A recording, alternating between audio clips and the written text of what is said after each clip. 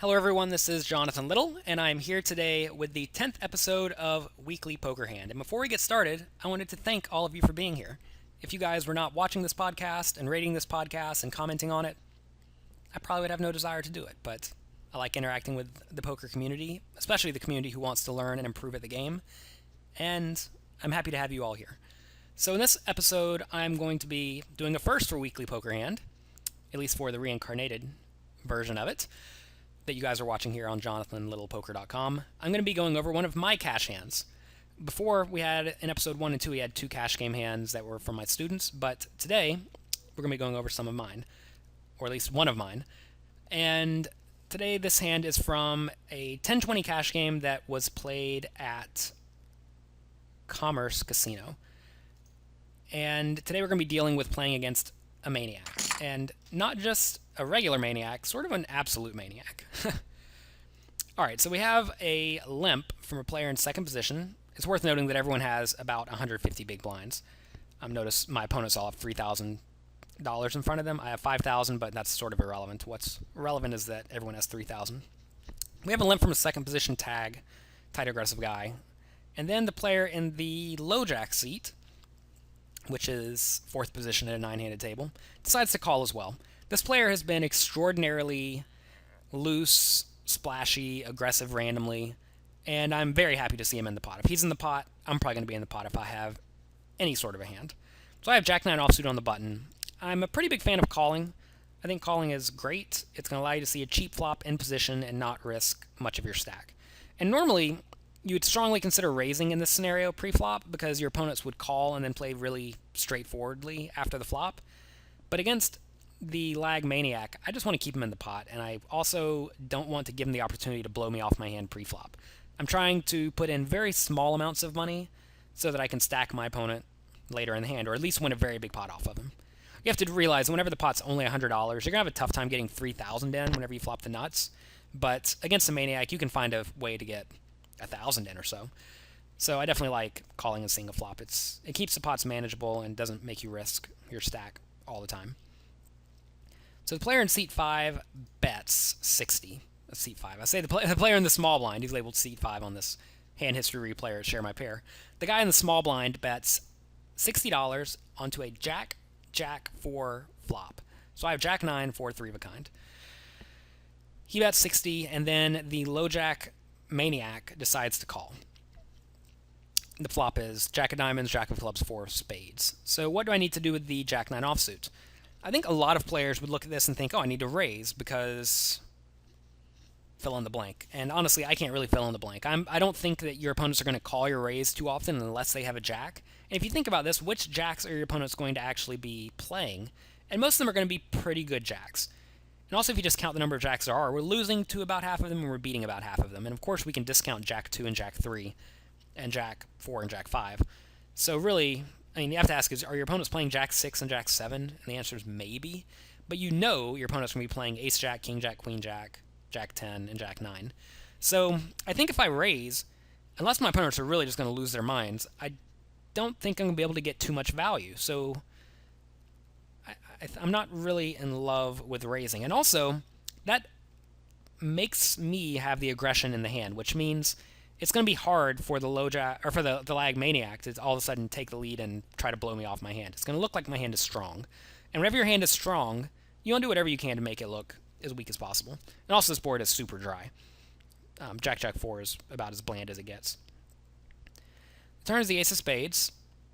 And both of my opponents check to me. So small blind checks, low jack checks, and now it is on me. I have the button. And the turn is the ace of spades. So now the board is Jack of diamonds, Jack of clubs, 4 of spades, ace of spades. And I decide if I should bet. And I think the answer is absolutely. I assume either of my opponents would bet the turn with a jack. And I don't really see any other option besides betting. I don't think I need to bet too big, but I need to bet something. So I bet 140 into the 280 pot. I could maybe bet a touch bigger, like 160 or even 180. But, you know, whatever, 140 is fine. I think most opponents are not going to fold an ace in this scenario, so I probably want to size my bet a little bit bigger. Small blind folds, unfortunately, and the low jack maniac makes it 420. So this is exactly what I wanted to happen. I think this is a fantastic scenario that's going to work out really well for me in the long run. The question now becomes, do I re-raise or do I call? And this is another spot where I think a lot of players would say, well, you need to re-raise to protect your hand or something like that. And it turns out my opponent actually had the 5-3 of spades, so I sort of did need to protect my hand against this random draw.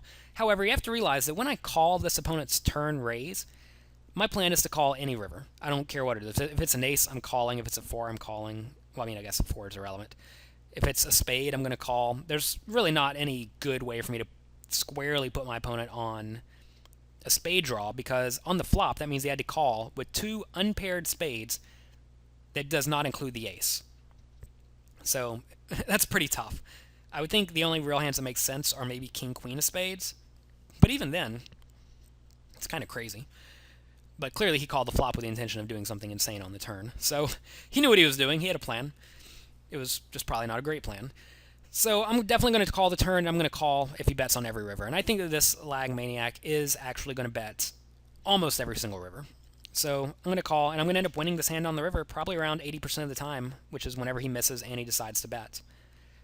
So the river's a 6, and he bets 800 into the 1100 chip pot. Actually, $1,100 pot. I'm used to saying chips because we're talking about tournaments, but here we're talking about actual dollars. And I mean, this is obviously the easiest call in the world. I'm not really concerned about being beat. And if he does happen to have me beat with something like a better jack, that's okay. It's pretty unlucky. But I think this guy is absolutely insane enough to run some sort of bluff in an inopportune situation. So I think that's exactly what we're dealing with. And sure enough, I did call, and he had the 5-3 of spades for nothing. So you may be asking, why not raise the river? And the reason I don't raise the river in this scenario is because if I raise the river, I do think I'm only going to get called whenever I am beat. And this is a concept that I see a lot of players really mess up. They see their opponent betting the river and they think, okay, I have a really good hand, and Jack 9 on Jack Jack for Ace 6 is a really good hand. But if I raise, I have to ask, what is my opponent actually going to call me with?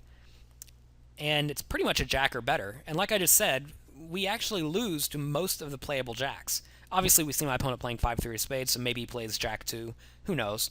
But notice that the only jacks we beat are Jack 8, 7, 5, 3, and 2. And that is only 5 cards out of the 13, well, I guess 12 possible cards.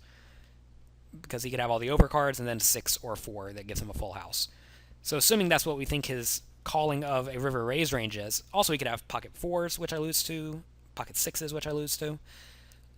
I think that there is absolutely no merit at all in raising the river. I think raising the river would be perhaps the worst thing I could do in this scenario. Unless my opponent's just the biggest calling station in the world. And quite often maniacs are also calling stations, but I don't think that's this type of player. Notice in this scenario when he is stone bluffing, he's just folding every time. There's nothing I can really do in this spot. So I call, and I end up winning a nice $2,700 pot. Obviously half of that was mine, so I probably only won about $1,300 in the hand. But this is a scenario where I won $1,300 after the flop, mainly because I limped. I think if I raised pre-flop, I would have forced my opponent to fold his 5-3, or if he called, he's probably not going to lose his mind, at least this hard, because my hand looks strong if I raise pre-flop. By calling pre-flop, I look fairly weak, and he thinks he can take a weak player off his hand. And I talked about it briefly in the last episode, where I said you always want to make your hand look much weaker than it is. And in this hand, pre-flop, obviously my hand is weak, so I called. But on the flop, I made my hand look really weak. And my opponent probably thought that everyone would raise with a jack on the flop, because that's just what you do when you're facing a bet with 3 of a kind, with trips. You raise the flop. And because I did not raise, in his mind, he took me off of having a jack. And he was done with it. He's like, okay, my opponent cannot have a jack, therefore I'm going to try to run some insane bluff. And by underrepresenting my hand, only on one street, that wasn't even that costly or that significant, my opponent lost his mind. So always be looking for players to do this. Obviously, you need to know your opponent's an absolute maniac, and this guy was. And, pay attention to spots like this, and it will work out for you. I actually played at Commerce for around 4 days. I call it 4 days straight. I took 10-hour sleep times. But I played for around 4 days straight, and I made a book of all of my hands that I played. It's going to be coming out through D&B Publishing sometime in the future. Check it out. It's called Jonathan Little on Live No Limit Cash Games Volume 2. Volume 1 came out during the 2014 World Series of Poker, and so far people are loving it. So if you want to learn about cash games, I definitely suggest you check out that book. You can get it on Amazon. It's also on the products page on jonathanlittlepoker.com. Check it out there. You can also see all of my other books that I have available. And if you like it, leave a nice comment on Amazon. That will help me sell more of them and make it worth my time to do it. So check it out. Thank you very much, and I will see you guys next week. This has been Jonathan Little for Weekly Poker Hand.